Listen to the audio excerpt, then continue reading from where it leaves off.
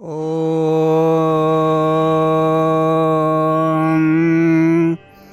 योगेन चेतस्य पादेन वाचां मलं शरीरस्य च वैद्यकेन योपकरोत्तं प्रवरं मुनीनां पतञ्जलिं प्राञ्जलिरानतोऽस्मि। आबाहुपुरुषाकारं शङ्खचक्रासिधारिणं सहस्रशिरसं श्वेतं ಪ್ರಣಮಾಮಿ ಪತಂಜಲಿಂ. ನಮಸ್ಕಾರ. ಭೂನಮನ. ಶ್ರೀ ಗುರು ಬಸವಲಿಂಗಾಯ ನಮಃ. ಶ್ರೀ ಬಸವ ಟಿವಿಯ ಸಮಸ್ತ ವೀಕ್ಷಕರಿಗೂ ಈ ಯೋಗಾಸನ ಕಾರ್ಯಕ್ರಮಕ್ಕೆ ಸ್ವಾಗತ. ನಾವು ಹಿಂದಿನ ಸಂಚಿಕೆಯಲ್ಲಿ ವಿಭಾಗೀಯ ಪ್ರಾಣಾಯಾಮ, ನಾಡಿ ಶೋಧನ ಪ್ರಾಣಾಯಾಮ ಹಾಗೂ ಕಪಾಲಭಾತಿ ಪ್ರಾಣಾಯಾಮವನ್ನು ತಿಳಿಸಿಕೊಟ್ಟಿದ್ದೇವೆ. ಈಗ ಅದು ಮುಂದುವರಿದ ಕಾರ್ಯಕ್ರಮವಾಗಿ ಪ್ರಾಣಾಯಾಮ ಮುಂದುವರಿಸೋಣ. ಪ್ರಾಣಾಯಾಮ ಯುಕ್ತೇನ ಸರ್ವರೋಗಕ್ಷಯೋ ಭವೇತ್. ಅಯುಕ್ತಾಭ್ಯಾಸ ಯುಕ್ತೇನ ಸರ್ವರೋಗ ಸಮುದ್ಭವಃ. Pranayama if done properly eliminates almost all the diseases. If not done properly aggravates almost all the diseases. ಪ್ರಾಣಾಯಾಮವನ್ನು ಸರಿಯಾಗಿ ಮಾಡಿದರೆ ಅನೇಕ ರೋಗಗಳು ಹೋಗುತ್ತವೆ. ಪ್ರಾಣಾಯಾಮವನ್ನು ಸರಿಯಾಗಿ ಮಾಡದಿದ್ದರೆ ಅನೇಕ ರೋಗಗಳು ಬರುವ ಸಂಭವ ಉಂಟು. ಆದ್ದರಿಂದ ಪ್ರಾಣಾಯಾಮವನ್ನು ಒಳ್ಳೆಯ ಗುರುವಿನ ಮೂಲಕ ತಿಳಿದುಕೊಂಡು ಆಚರಣೆ ಮಾಡಬೇಕು. ಅನೇಕ ರೋಗಗಳು ಬರುವುದಿಲ್ಲ. ಸಾಕಷ್ಟು ಆಮ್ಲಜನಕ ಪೂರೈಕೆ ಆಗುತ್ತದೆ.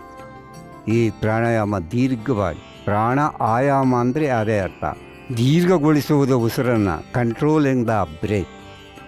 ಈಗ ಕೆಲವು ಮುಂದುವರೆದ ಪ್ರಾಣಾಯಾಮಗಳ ವಿಷಯ ತಿಳ್ಕೊಳ್ಳೋಣ. ಕೂಲಿಂಗ್ ಪ್ರಾಣಾಯಾಮ ಅಂದರೆ ಬೇಸಿಗೆ ಕಾಲದಲ್ಲಿ ತಂಪಾಗುವಂಥ ಪ್ರಾಣಾಯಾಮಗಳು 3 ಉಂಟು. ಮೊದಲನೇದು ಶೀತಲಿ, ಶೀತ್ಕಾರಿ, ಸದಂತ. ಇವು 3 ಕೂಡ ಕೂಲಿಂಗ್ ಪ್ರಾಣಾಯಾಮ. ಅಂದರೆ ಕೂಲಾಗುತ್ತೆ, ತಣ್ಣಗಾಗುತ್ತೆ. ಆದ್ದರಿಂದ ಪ್ರಾಣಾಯಾಮ ಮೊದಲು ಶೀತಲಿ ಪ್ರಾಣಾಯಾಮದ ಶುರು ಮಾಡೋಣ. ಶೀತಲಿ ಪ್ರಾಣಾಯಾಮ. ಈಗ ನಾಲಿಗೆಯನ್ನು ಈ ಥರ ಸುರುಳಿಯ ಆಕಾರದಲ್ಲಿ ಸುತ್ಕೋಬೇಕು. ಈ ಥರ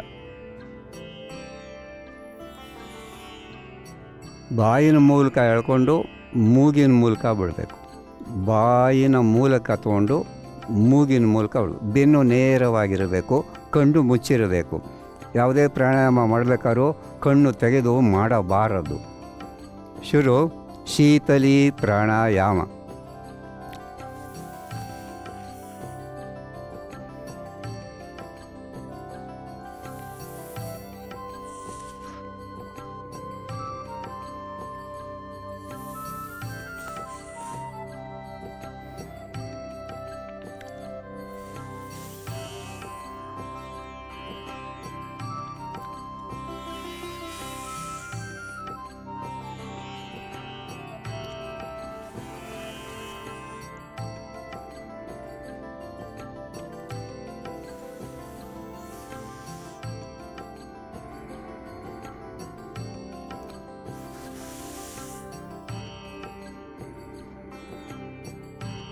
ಇದು ಎಷ್ಟು ಹೊತ್ತು ಮಾಡಬೇಕು ಅನ್ನೋ ಪ್ರಶ್ನೆ ಬರುತ್ತೆ. ಇದು ಒಂದೊಂದು ಪ್ರಾಣಾಯಾಮನೂ ಕನಿಷ್ಠ 15ರಿಂದ 20 ನಿಮಿಷದವರೆಗೂ ಮಾಡಬೇಕು ಅಂತ ಇದೆ.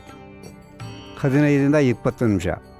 ಆದರೆ ಒಂದು 10 ನಿಮಿಷ ಆದರೂ ಮಾಡಿದ್ರು ಸಾಕು, ಅಥವಾ 5 ನಿಮಿಷ ಮಾಡಿದ್ರು ಸಾಕು. ಯಾಕೆಂದರೆ ಬೇರೆ ಆಸನಗಳು ಮಾಡಬೇಕಾಗಿರೋದ್ರಿಂದ, ಮತ್ತು ಸೂರ್ಯ ನಮಸ್ಕಾರ ಮಾಡಬೇಕಾಗಿರೋದ್ರಿಂದ, ಮತ್ತು ಕ್ಲಿಷ್ಟಕರವಾದ ಆಸನಗಳು ಮಾಡಬೇಕಾಗಿರೋದ್ರಿಂದ ಕೆಲವು ನಿಮಿಷಗಳಾದರೂ ಪ್ರತಿನಿತ್ಯ ಮಾಡಿದ್ರೆ ಬೇಸಿಗೆ ಕಾಲದಲ್ಲಿ ಬಹಳ ಒಳ್ಳೆಯದು. ಈಗ ಮತ್ತೊಂದು ಸರಿ ತೋರಿಸ್ತೀನಿ. ಶೀತಲಿ ಪ್ರಾಣಾಯಾಮ. ಬಾಯಿ ಮೂಲಕ ತೊಗೊಂಡು ಮೂಗಿನ ಮೂಲಕ ಹೊರ ಬಿಡುವುದು.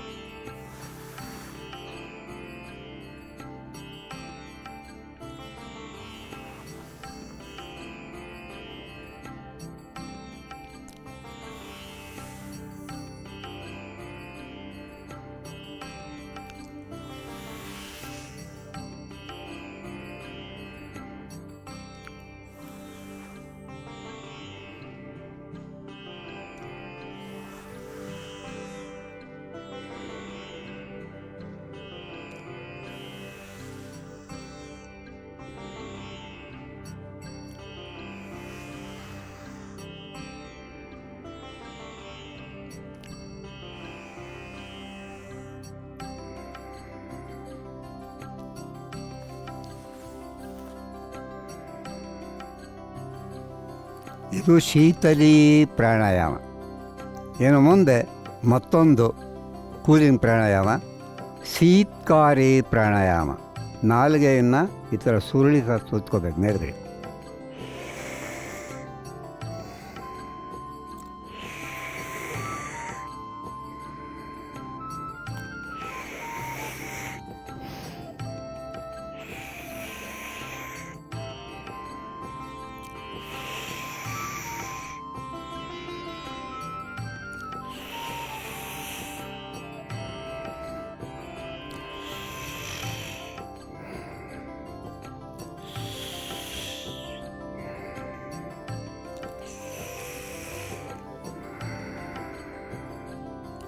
ಇದು ಶೀತ್ಕಾರಿ ಪ್ರಾಣಾಯಾಮ. ಅಂದರೆ ಉಸಿರು ಬಿಡ್ತಾ ಇದೆ, ಹೊಟ್ಟೆ ಹಿಂದಕ್ಕೆ ಹೋಗ್ತಾ ಇರಬೇಕು. ಉಸಿರು ತಗೊಳ್ತಾ ಇದೆ, ಹೊಟ್ಟೆ ಎದೆ ಎಲ್ಲ ಮುಂದೆ ಬರಬೇಕು. ಇದು ಕ್ರಮ. ಇನ್ನು ಮುಂದುವರಿದ ಪ್ರಾಣಾಯಾಮ ಸದಂತ ಪ್ರಾಣಾಯಾಮ. ಸದಂತ ಪ್ರಾಣಾಯಾಮ ಅಂದರೆ ಹಲ್ಲುಗಳ ಮೂಲಕ ಉಸಿರನ್ನು ತಗೊಂಡು ಮೂಗಿನ ಮೂಲಕ ಬಿಡುವುದು. ಇದು ಕೂಲಿಂಗ್ ಪ್ರಾಣಾಯಾಮನೇ.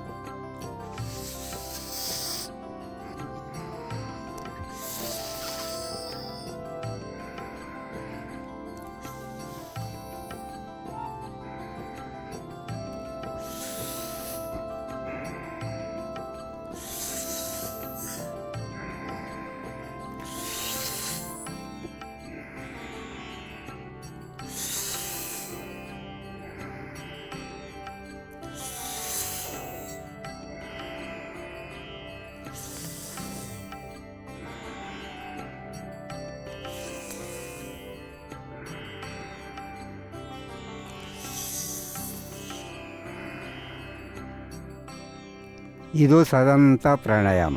ಶೀತಲಿ, ಶೀತ್ಕಾರಿ ಹಾಗೂ ಸದಂತ ಪ್ರಾಣಾಯಾಮ ಇವೆಲ್ಲ ಕೂಲಿಂಗ್ ಪ್ರಾಣಾಯಾಮ. ತಣ್ಣನೆ ಅನುಭವ ಆಗುತ್ತೆ. ಆಗಲೇ ಹೇಳಿದಾಗೆ ನಾನು ಬೇಸಿಗೆ ಕಾಲದಲ್ಲಿ ಮಾಡಬೇಕು, ಚಳಿಗಾಲದಲ್ಲಿ ಮಳೆಗಾಲದಲ್ಲಿ ಮಾಡದೇ ಇದ್ದರೂ ಪರವಾಗಿಲ್ಲ. ನೆಕ್ಸ್ಟು ಮುಂದುವರೆದ ಪ್ರಾಣಾಯಾಮ ಭಸ್ತ್ರಿಕಾ ಪ್ರಾಣಾಯಾಮ. ಅದರಲ್ಲಿ 2 ವಿಧ ಇದೆ. ಭಸ್ತ್ರಿಕಾ ಪ್ರಾಣಾಯಾಮ ಮೊದಲನೇ ವಿಧ, ಮೇಲೆ ಬಂದ ಉಸಿರು ತಗೋಬೇಕು, ಕೆಳಗಡೆ ಬಂದ ಉಸಿರು ಬಿಡಬೇಕು. ಇದು ಸೋಹಂ ಅಂತ. ಇದು ಸೋಹಂ. ಇದು ಮೊದಲು ಸೋಹಮ್ಮೆ ಮಾಡೋಣ. ಸೋಹಂ ಸೋಹಂ ಸೋಹಂ ಸೋಹಂ ಸೋಹಂ ಸೋಹಂ ಸೋಹಂ ಸೋಹಂ ಸೋಹಂ ಸೋಹಂ ಸೋಹಂ. ಇದು ಭಸ್ತ್ರಿಕಾ ಪ್ರಾಣಾಯಾಮನೇ ಸೋಹಂ ಅಂತ ಹೇಳ್ತಾರೆ. ಒಟ್ಟಲ್ಲಿ ಮೇಲೆ ಬಂದ ಉಸಿರು ಬರಬೇಕು, ಕೆಳಗಡೆ ಬಂದ ಉಸಿರು ಬಿಡಬೇಕು ಮುಷ್ಟಿಯಿಂದ. ಇನ್ನೊಂದು ಭಸ್ತ್ರಿಕಾ ಪ್ರಾಣಾಯಾಮ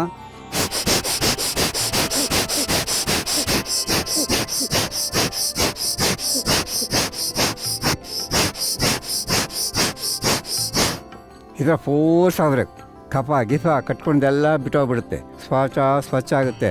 ಆದಷ್ಟು ಕಫ ಕಟ್ಕೊಳ್ಳೋದಿಲ್ಲ ಈ ಥರ ಮಾಡಬೇಕಾದ್ರೆ. ಮತ್ತೊಂದು ಸಾರಿ ತೋರಿಸ್ತೀನಿ, ನೋಡಿರಿ, ಕಲಿಯಿರಿ.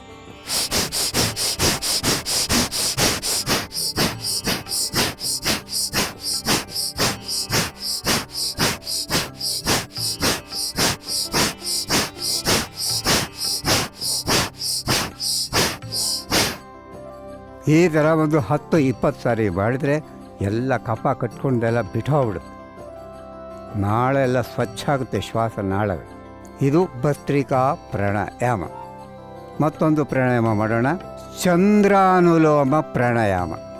ಅಂದರೆ ಬಲಗಡೆ ಮೂಗ್ನೋಡಿಂದ ಹೆಬ್ಬೆಟ್ಟಿಂದ ಒತ್ತಿ ಹಿಡಿದು ಎಡಗಡೆ ಮೂಗ್ನೋಡಿಂದ ದೀರ್ಘವಾಗಿ ಉಸಿರು ಬಿಟ್ಟು ಅದೇ ಮೂಗ್ನೋಡಿಂದ ದೀರ್ಘವಾಗಿ ಉಸಿರು ತಗೊಂಡಂಥ ಉಸಿರನ್ನ ಬಲಗಡೆ ದೀರ್ಘವಾಗಿ ಬಿಡಬೇಕು. ಬಲಗಡೆ ಮೂಗ್ನೋಡಿಂದ ದೀರ್ಘವಾಗಿ ಉಸಿರು ತಗೊಂಡು ಎಡಗಡೆ ದೀರ್ಘವಾಗಿ ಬಿಡಬೇಕು. ಎಡಗಡೆ ಮತ್ತೆ ದೀರ್ಘವಾಗಿ ತಗೊಂಡು ಬಲಗಡೆ ದೀರ್ಘವಾಗಿ ಬಿಡಬೇಕು. ಬಲದಿಂದ ಎಡ, ಎಡದಿಂದ ಬಲ.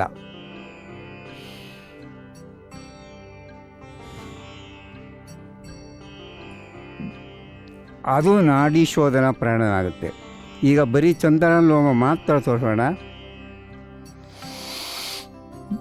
ಎಡಗಡೆ ಮೂಗುನೊರಳಿಂದ ದೀರ್ಘವಾಗಿ ಉಸಿರು ಬಿಟ್ಟು ಅದೇ ಮೂಗುನೊರಳಿಂದ ದೀರ್ಘವಾಗಿ ತಗೋಬೇಕು. ಒಂದು 10-20 ಸರಿ ಮಾಡೋಣ. ಉಸಿರು ಬಿಡ್ತಾ ಇದ್ರೆ ಹೊಟ್ಟೆ ಹಿಂದೆ ಹೋಗ್ಬೇಕು, ಉಸಿರು ತಗೊಳ್ತಾ ಇದ್ರೆ ಹೊಟ್ಟೆ ಮುಂದೆ ಬರಬೇಕು. ಉಸಿರು ಬಿಡ್ತಾ ಇರೋದಕ್ಕೆ ರೇಚಕ ಅಂತ ಕರಿತೀವಿ, ಉಸಿರು ತಗೊಳ್ತಾ ಇರೋದಕ್ಕೆ ಪೂರಕ ಅಂತ ಕರಿತೇವೆ.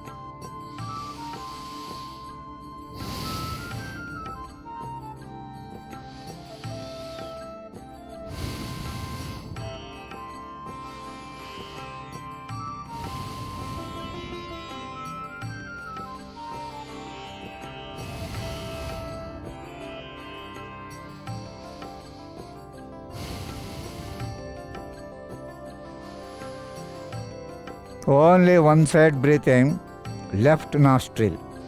ಎಡಗಡೆ ಮೂಗುನೊರಳಿಂದ ದೀರ್ಘವಾಗಿ ಉಸಿರು ಬಿಟ್ಟು ಅದೇ ಮೂಗಿನ ದೀರ್ಘವಾಗಿ ಹೊರ ಹಾಕುವುದು. Inhaling deeply and exhaling deeply through the left nostril. ಈ ಎಡಭಾಗದ ಮೂಗಿನ ಹೊರಳಿನ ಇಡ ನಾಡಿ ಅಂತ ಕರಿತೇವೆ. ಇಡ.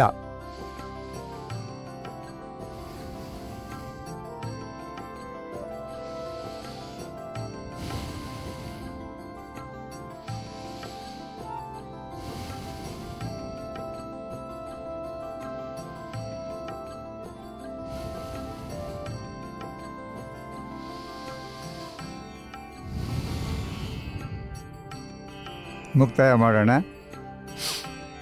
ಇದು ಚಂದ್ರ ಅನುಲೋಮ ಪ್ರಾಣಾಯಾಮ, ಇಡಾನಾಡಿ. ಈಗ ಬಲ ಮೂಗಿನ ಹೊರಳೆಯಿಂದ ದೀರ್ಘವಾಗಿ ಉಸಿರು ಬಿಟ್ಟು ಅದೇ ಮೂಗಿನ ಹೊರಳೆಯಿಂದ ದೀರ್ಘವಾಗಿ ಉಸಿರನ್ನು ಹೊರ ಹಾಕುವುದು.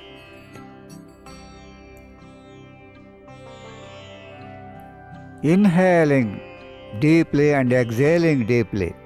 ದೀರ್ಘವಾಗಿ ಉಸಿರನ್ನು ಹೊರ ಹಾಕುವುದು, ದೀರ್ಘವಾಗಿ ಉಸಿರನ್ನು ಒಳಕ್ಕೆ ತೆಗೆದುಕೊಳ್ಳುವುದು. ಅದನ್ನು ಪೂರಕ ಅಂತ ಕರಿತೀವಿ.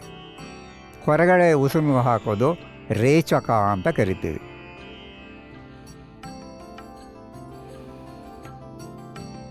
ಪೂರಕ, ರೇಚಕ. ಹೇಳ್ಕೊಂಡು ಬೇಕಾಗಿಲ್ಲ, ನೀವು ತೋರ್ಸೋಕ್ಕೋಸ್ಕರ ಅಷ್ಟೇ ಮಾಡ್ತಾ ಇರೋದು.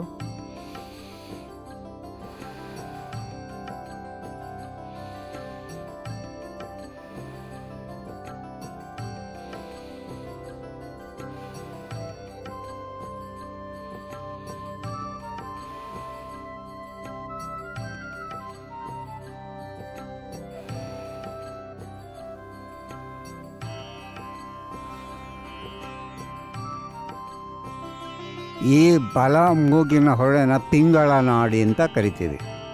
ಎಡಗಡೆ ಇಡ, ಬಲಗಡೆ ನಾಡಿ ಪಿಂಗಳ ನಾಡಿ. ಈ ಎರಡು ನಾಡಿಗಳ ಮಧ್ಯೆ ಪ್ರಧಾನವಾದ ನಾಡಿ ಈ ಸ್ಪೈನಲ್ ಕಾರ್ಡ್ ಅಂತ ಇರುತ್ತೆ. ಅದು ಸುಷುಮ್ನ ನಾಡಿ ಅಂತ ಕರಿತೀವಿ. ಇಡ, ಪಿಂಗಳ ಮತ್ತು ಸುಷುಮ್ನ ಇವು ದೇಹದಲ್ಲಿ ಪ್ರಧಾನವಾದ ನಾಡಿಗಳು. ನಾಡಿಗಳು ಅಂದರೆ ಇನ್ನೇನಿಲ್ಲ, ಏರ್ ಟ್ಯೂಬ್ಸ್. ಯಾವಾಗ ನಮ್ಮ ವಾಯು ಸಂಚಾರ ಮಾಡಬೇಕಲ್ಲ, ಆ ಟ್ಯೂಬ್ಗಳಿಗೆ ನಾಡಿ ಅಂತ ಕರಿತೀವಿ. ಇದು ಸೂರ್ಯಾನುಲೋಮ ಪ್ರಾಣಾಯಾಮ. ಅಂದರೆ ಬಲಗಡೆ ಮೂಗಿನೊರಳಿಂದ ದೀರ್ಘವಾಗಿ ಉಸಿರು ಬಿಟ್ಟು ಅದೇ ಮೂಗಿನೊರಳಿಂದ ದೀರ್ಘವಾಗಿ ತೊಳೆದು ಸೂರ್ಯಾನುಲೋಮ ಪ್ರಾಣಾಯಾಮ.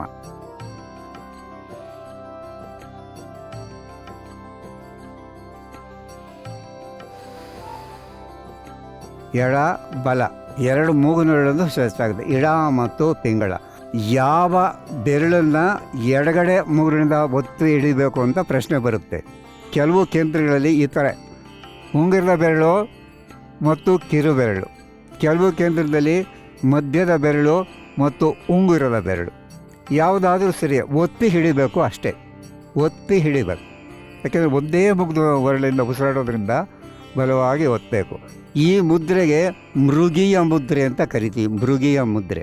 ಈ ಮೃಗ ಏನಾದ್ರು ಒತ್ತಿ ಹಿಡ್ಕೊಂಬಿಟ್ರೆ ಅಲ್ಲಾಡೋಕ್ಕಾಗಲ್ಲ ಬೇರೆ ಪ್ರಾಣಿಗಳು. ಆದರೆ ಇದು ಒತ್ತಿ ಹಿಡಿಯೋದು ಮೃಗೀಯ ಮುದ್ರೆ ಅಂತ ಕರಿತೀವಿ ಇದನ್ನು. ಈಗ ಚಂದ್ರಾನುಲೋಮ, ಸೂರ್ಯಾನುಲೋಮ ಪ್ರಾಣಾಯಾಮ ಅಂತ ತಿಳ್ಕೊಂಡ್ವಿ. ಈಗ ನಾಡಿ ಶೋಧನಾ ಪ್ರಾಣಾಯಾಮ ಹಿಂದಿನ ಸಂಚಿಕೆಯಲ್ಲೇ ವಿವರಿಸಿದ್ದೇವೆ. ಹಾಗೂ ಕಪಾಲಭಾತಿ ಪ್ರಾಣಾಯಾಮ ವಿವರಿಸಿದ್ದೇವೆ. ಈ ದೀರ್ಘವಾಗಿ ಪ್ರಾಣಾಯಾಮದ ಆಗಲೇ ಹೇಳಿದಾಗೆ ಸಾಕಷ್ಟು ಆಕ್ಸಿಜನ್ ಪೂರೈಕೆ ಆಗುತ್ತೆ. ಆವಾಗ ನರನಾಡಿಗಳೆಲ್ಲ ಚೈತನ್ಯ ಪೂರ್ಣವಾಗುತ್ತೆ. ಅನೇಕ ರೋಗಗಳು ಬರೋದಿಲ್ಲ ಆಕ್ಸಿಜನ್ ಪೂರೈಕೆ ಆದರೆ. ಆದ್ದರಿಂದ ಪ್ರಾಣಾಯಾಮನ ದಿವಸಾನೂ ಮಾಡಬೇಕು ಅಂತಿರೋದು. ಯಾವ ಸಮಯದಲ್ಲಿ ಮಾಡಬೇಕು ಅನ್ನೋ ಪ್ರಶ್ನೆ ಬರುತ್ತೆ. ಬೆಳಿಗ್ಗೆ ಮತ್ತು ಸಂಜೆ ಖಾಲಿ ಹೊಟ್ಟೆಯಲ್ಲಿ ಮಾಡಬೇಕು ಅಂತಿರೋದು. ಯಾವಾಗಂದ್ರೆ ಆಗ ಎಲ್ಲಂದ್ರೆ ಎಲ್ಲಿ ಮಾಡಬಾರದು. ಪ್ರಶಾಂತ ವಾತಾವರಣ ಇರಬೇಕು, ಶಬ್ದ ಇರಬಾರ್ದು, ಶಬ್ದ ಮಾಲಿನ್ಯ ಇರಬಾರ್ದು. ಆದ್ದರಿಂದ ಬೆಳಿಗ್ಗೆ ಮತ್ತು ಸಂಜೆ ಸೂರ್ಯ ಉದಯ ಆಗೋಕ್ಕೆ ಮೊದಲು ಮಾಡಬೇಕು ಅಂತಿರೋದು, ಅಥವಾ ಸಂಜೆ 6 ಗಂಟೆ ಮೇಲೆ 7 ಗಂಟೆ ಒಳಗಡೆ ಮಾಡಬೇಕು ಅಂತ ಇರೋದು. ಆಗ ಪ್ರಶಾಂತ ಸಮಯ ಇರುತ್ತೆ. ಆಗ ಭಾಳ ಜನ ಸಂಜೆ ಮಾಡೋಕ್ಕಾಗಲ್ಲ, ಬೆಳಿಗ್ಗೆ ಆದರೂ ಮಾಡಲೇಬೇಕು. 1 ಗಂಟೆ ಅದಕ್ಕೆ ಮುಡುಪಾಗಿಡಬೇಕು. ಪ್ರಾಣಾಯಾಮಕ್ಕೆ, ಆಸನಕ್ಕೆ, ಸೂರ್ಯ ನಮಸ್ಕಾರಕ್ಕೆ ಇದನ್ನು ಮುಡುಪಾಗಿಡಬೇಕು. ಇಟ್ಟರೆ ನಾವು ಆರೋಗ್ಯವಾಗಿ ಲವಲವಿಕೆಯಿಂದ ಇರ್ಬೋದು. ಇಲ್ಲದಿದ್ದರೆ ಏನು ಪ್ರಾಣಾಯಾಮ, ಏನು ಆಸನ ಮಾಡದೆ, ಏನು ಮಾಡದೇ ಇರೋ 50-60 ವರ್ಷಕ್ಕೇ ಅಯ್ಯೋ ವಯಸ್ಸಾಗೋಯ್ತು ಊರು ಬಾ ಅಂತೆ, ಕಾಡು ಬಾ ಅಂತಾರೆ. ಪ್ರಾಣಾಯಾಮ ಯೋಗ ಮಾಡೋರಿಗೆ ಯಾವ ಊರು ಕಾಡು ಬಾ ಅನ್ನೋಲ್ಲ, ಊರಿಗೆ ಹೋಗೋ ಅನ್ನೋದು ಇಲ್ಲ. ಇವಾಗ ಲವಲವಿಕೆಯಿಂದ ಇರ್ಬೋದು. ನಮ್ಮ ಗುರುಗಳು 106 ವರ್ಷ ಇದ್ದರು, ಮಲ್ಲಾಡಿ ರಾಘವೇಂದ್ರ ಸ್ವಾಮಿಗಳು. ಅವರ ಗುರುಗಳು 101 ವರ್ಷ ಅವರು ಆರೋಗ್ಯವಾಗಿದ್ದರು. ಆದ್ದರಿಂದ ಈಗ ಒಬ್ಬರು ಗುರುಗಳಿದ್ದಾರೆ, ಆಗಲೇ ಹೇಳಿದ್ದೀನಿ, ಹಿಂದಿನ ಸಂಚಿಕೆ ಒಳಗೆ ಹೇಳಿದ್ದೀನಿ, 121 ವರ್ಷ ಶಿವಬಾಬಾ ಅನ್ನೋರು ಈಗಲೂ ಆರೋಗ್ಯವಾಗಿ ಕಣ್ಣು ಕನ್ನಡಕನೇ ಹಾಕಲ್ಲ. ಬೆಂಗಳೂರಿಗೆ ಬಂದಿದ್ದರು, ಹೇಳಿದ್ದೀನಿ ಹಿಂದಿನ ಸಂಚಿಕೆ ಒಳಗೆ. ಅಂಥವ್ರು ದರ್ಶನ ಮಾಡಬೇಕು, ಅಂಥವರಿಂದ ಮಾರ್ಗದರ್ಶನ ಪಡಬೇಕು. ಆರೋಗ್ಯ ತಾನಾಗ್ತಾನೆ ಲಭಿಸುತ್ತೆ. ಅದು ಪ್ರಾಣಾಯಾಮ, ಯೋಗಾಸನ ಇವೆಲ್ಲ ಮಾಡೋದ್ರಿಂದ. ನೆಕ್ಸ್ಟು ಪ್ರಾಣಾಯಾಮ ಸುಖಪೂರಕ ಪ್ರಾಣಾಯಾಮ.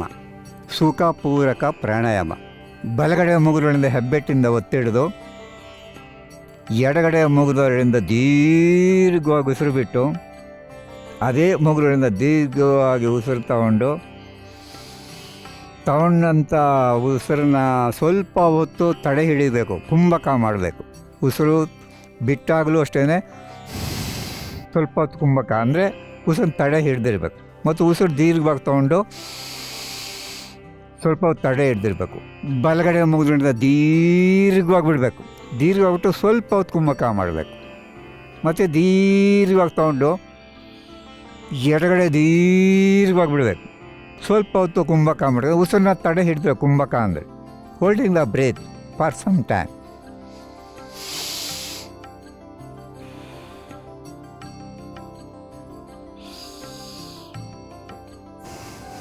ಕುಂಭಕಯುಕ್ತವಾದ ಪ್ರಾಣಾಯಾಮ.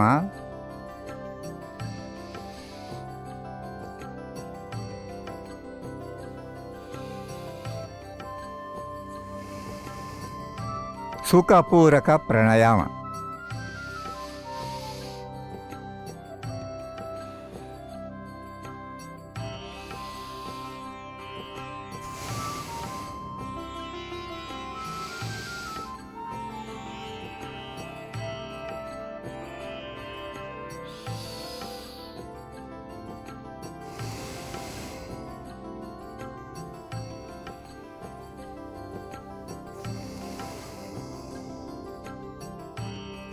ನಾಡಿ ಶೋಧನ ಪ್ರಾಣಾಯಾಮದಲ್ಲಿ ಕುಂಭಕ ಇರಲ್ಲ.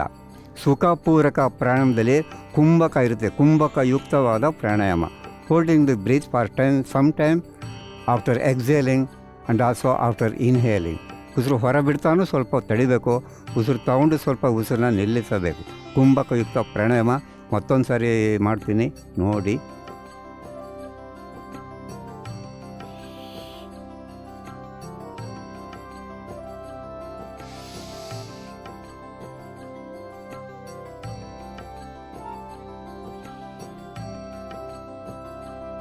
ಉಸಿರು ಬಿಡ್ತಾ ಹೊಟ್ಟೆ ಹಿಂದಕ್ಕೆ ಹೋಗ್ಬೇಕು. ಸ್ವಲ್ಪ ನಿಲ್ಲಿಸ್ಬೇಕು. ಉಸಿರು ತಗೊಳ್ತಾ ಹೊಟ್ಟೆ ಮುಂದೆ ಬರಬೇಕು. ಸ್ವಲ್ಪ ಹೊತ್ತು ಉಸಿರು ತಡೆ ಹಿಡಿದಿರ್ಬೇಕು.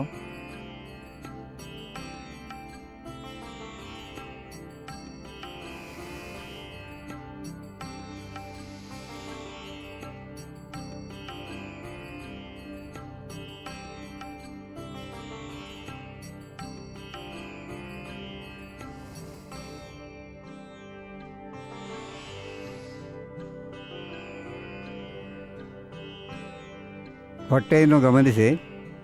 ಕೆಲವು ಹೊಟ್ಟೆ ಹಿಂದೆ ಮುಂದೆ ಹೋಗೋದೇ ಇಲ್ಲ, ಅಲ್ಲೇ ಇರುತ್ತೆ. ಅದು ಗಮನಿಸಬೇಕು, ಕಣ್ಣು ಮುಚ್ಕೊಂಡು ಗಮನಿಸಬೇಕು.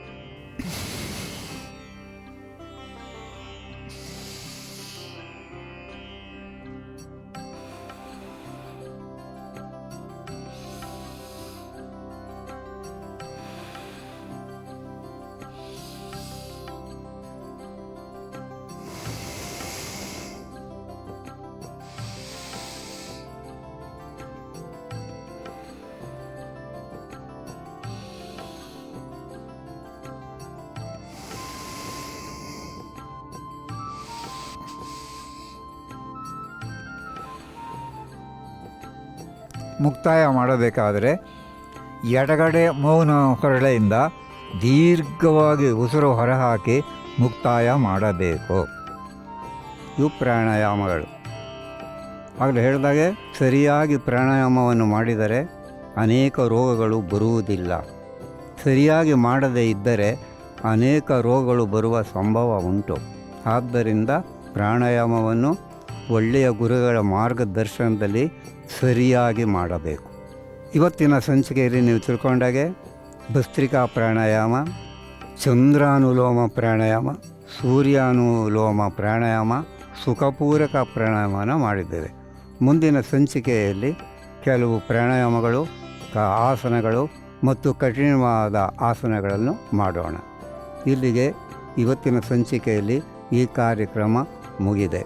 ಓಂ ಸಹನಾ ಭವತು ಸಹನೌ ಭುನಕ್ತು ಸಹ ವೀರ್ಯಂ ಕರವಾವಹೈ ತೇಜಸ್ವಿನಾವಧೀತಮಸ್ತೋ ಮಾ ವಿದ್ವಿಷಾವಹೈ.